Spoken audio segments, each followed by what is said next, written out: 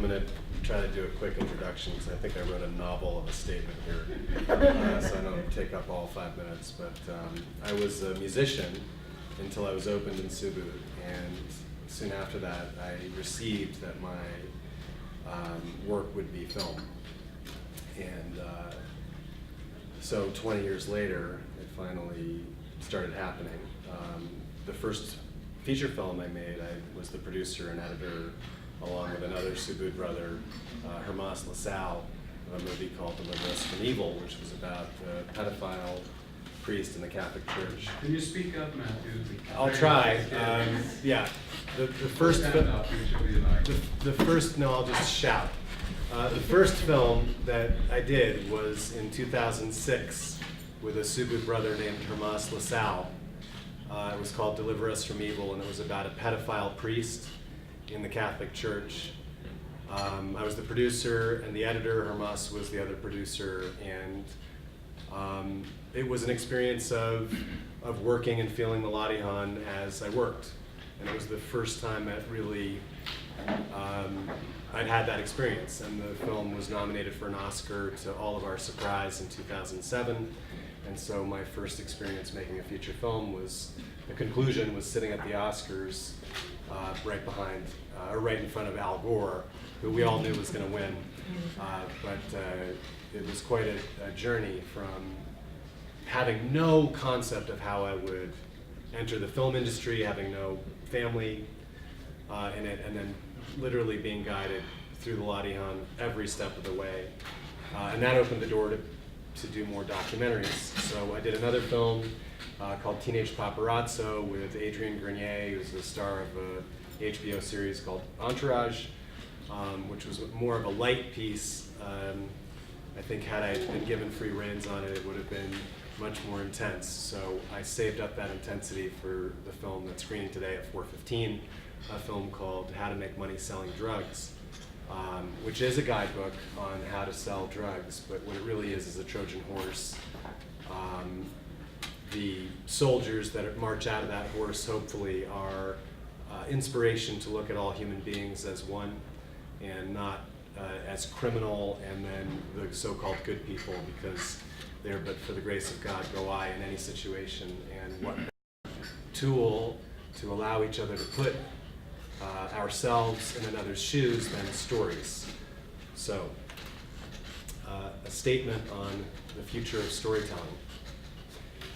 Stories are tools for living. They're how we organize and make sense of our lives. Stories give meaning to the thread of time.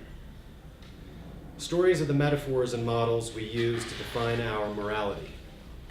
They give us heroes who set examples for how we want to live or how we don't. Stories are magic because they're wish fulfillment. They give us an adventure, an insight, an escape, and a roadmap to salvation, to forgiveness. Perhaps most important, they give us the opportunity to walk in each other's shoes, a universal set of values. In the great stories, our heroes carry our dreams for us until we're strong enough to carry them ourselves. At their best, stories change the way we see the world and ourselves. They inspire us to be our best. They remind us of our most human values. And when those stories end, we're uplifted, energized, and transformed. The famous Subud member, Virendra Vitachi, said, "Information that does not transform is just gossip." So at their worst, stories are gossip. A way to make ourselves feel better than someone else. A way to confirm our judgments about others. A pat on the back and a confirmation of our cultural biases and prejudices. Bapak once said that if we want to be free of the material force, it's easy, all we have to do are two things. Never think of ourselves as better or worse than anyone else. And number two, never completely believe anything we think. So the future of storytelling is a battle between two worlds, and I mean that literally. There's the narrow world of gossip, the salacious feeding of the lowest common desires, or in Subud terms, the world of the material. Or the more nobler world of the human, stories that have real content. Stories that on an outer level, inspire us to be our best selves, and on an inner level, can be of even deeper service. As residents of the digital revolution, we are all storytellers. We are the heroes of our own narratives. In the last decade or so, we've started to make ourselves the heroes of our own fiction. And that's the reality of Facebook or Instagram and so forth. And there in that space, we represent ourselves in perfect lockstep to the culture taught to us by the most ubiquitous and powerful stories in the entire world. And those are the stories of advertising. We create the image, the messaging, the narrative of our public story. And advertising is usually, of course, the most base form of it. As the stories of selling products take all aspects of human life and subjugate our highest values of family, safety, love, fulfillment as being the domain and instant gratification provided by the material object.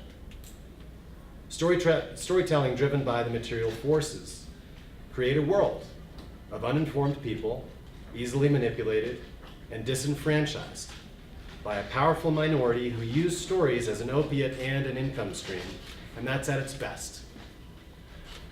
At its worst, storytelling driven by the material forces not only grooms us with the culture of advertising, but pulls us down through our smartphones, our computer screens, and video gaming, and deeper into the future of virtual reality, exponentially bringing the human experience literally into the digital world, where 50 to 100 years from now, there's a reasonable scenario to assume that many people will choose to give up the messy, uncontrollable space out here to live as immortal gods of a digital universe where eternal instant gratification is the norm. A place where we can consistently cast ourselves in the perfect image of our imagination's wildest desires, where the entire universe is only what we think that it should be. From a Subud perspective, this is the end of the human world. The other possibility is a use of the medium to do something else, to inform and engage us to be better and more effective citizens, to inspire and uplift us to stand on our own 2 feet, sometimes safely with a balloon underneath, to ultimately turn off the screen, to close the book, to leave the theater with the courage to carry our own dreams for ourselves. But in Subud, it's even better than dreams, because these are visions and actions guided by our soul. And since today, whether we're professionals or not, we are all storytellers. And the content of our stories is our collective responsibility. What values do we choose to represent to the world? What archetypes and heroes do we uphold and wish fulfilled? The future of storytelling is up to us.